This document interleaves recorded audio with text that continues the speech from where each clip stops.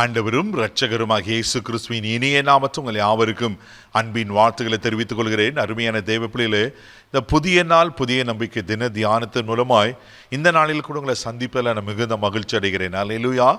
இன்றைக்கு கூட கர்த்தர் நமக்கு கொடுக்கிற வார்த்தை என்ன? சங்கீதங்களின் புஸ்தகம் 9ஆம் சங்கீதம் 18வது வசனத்தை கூட நான் வாசிக்க கேட்போம்.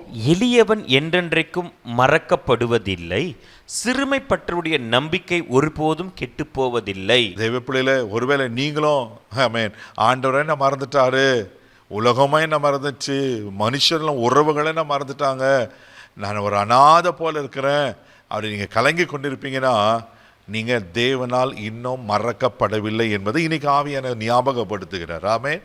அவர் யார்? நம்மள கண்ணோக்கமாக இருக்கிற ஆண்டவர் அல்லவா, அவர் நம்மளை நினைத்திருக்கிற ஆண்டவர் அல்லவா. எப்படி நம்மளை மறந்துடுவார்? நீங்கள் உருவாக்கப்பட்டது அவரால் தானே உருவாக்கப்பட்டிருக்கீங்க. நீங்கள் அவருடைய சாயலாச்சு, நீங்கள் அவருடைய பிள்ளையாச்சு, நீங்கள் அவருடைய ஜனமாச்சு. ஆமென். நீங்கள் அவருடைய ராஜரீக ஆசாரிய கூட்டமாச்சு, நீங்கள் அவருடைய பார்வையில் விலையேறு பெற்றவர்களாச்சு, நீங்கள் அவர் கண்மணியை போல கர்த்தர் உங்களை வைத்திருக்கிறாரு. இப்படி இருக்க சொல்ல எப்படி உங்களை மறந்துடுவார்?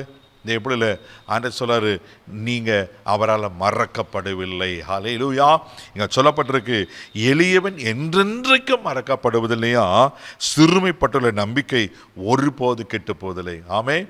ஒருவேளை ரொம்ப சிறுமை அடைஞ்சிட்டு இருக்கிறேன், என் வாழ்க்கையே நொந்து நூலாக இருக்குது அப்படின்னு நீங்கள் கலங்கி கொண்டிருப்பீங்கன்னா, வெட்கப்பட்டு போக மாட்டீங்க. தைரியமாக இருங்க, நீங்கள் கெட்டும் போக மாட்டீங்க.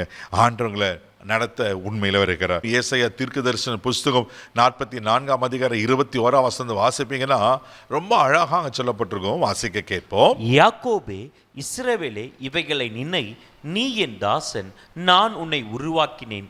நீ என் தாசன் இஸ்ரவேலே, நீ என்னால் மறக்கப்படுவதில்லை. பாருங்க எவ்வளவு அழகா அருமையா சொல்றாரு.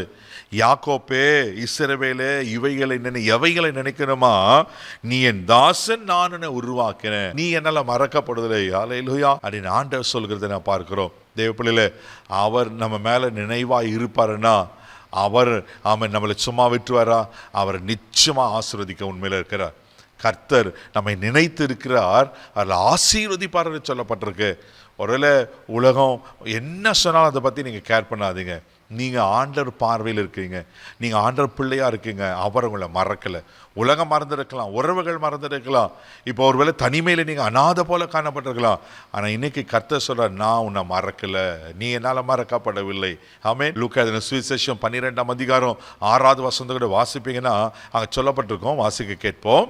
2 காசுக்கு 5 அடைக்கலான் குருவிகள் விற்கிறார்கள் அல்லவா, அவைகளில் ஒன்றாயிலும் தேவனால் மறக்கப்படுவதில்லை. எவ்வளவு பியூட்டிஃபுல்லா சொல்லப்பட்டிருக்குங்க.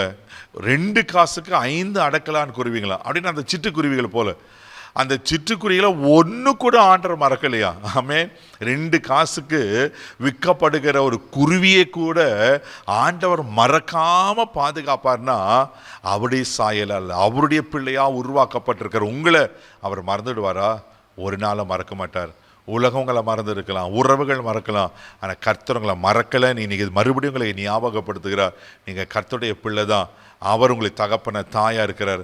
தைரியமாக போங்க, அவர் எல்லாவற்றையும் பார்த்து கொள்வார். உங்களுக்கு செய்ய வேண்டிய காரியங்களை, உங்களுக்கு கொடுக்க வேண்டிய காரியங்களை, ஆசீர்வாதங்களை அவர் நிச்சயமாக உங்களுக்கு கொடுத்து ஆசீர்வதிப்பார். கண்களை மூடி நாம் செபிக்கலாம். தகப்பனே, உமக்கு நன்றி சொல்லி துதிக்கிறோம், ஸ்தோத்திரப்பா.